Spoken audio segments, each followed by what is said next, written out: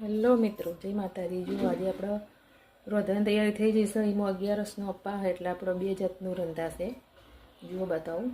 બટાકાનું શાક થઈ ગયું, આ લોટ અને સાબુદાણા ખીચડી બનાવવાનું બધી તૈયારી થઈ જઈએ બરાબર. પણ પછી આપણે એક વાત કરવાની આપણે એક વાત કરી હતી બરાબર. મેં ઇન્સ્ટાગ્રામ પર પોસ્ટ વાંચી હતી કે એમાં એવું લખ્યું હતું કે ખારેક મોટી થઈને બને ખજૂર અને સ્ત્રી મોટી થઈને બને મજૂર.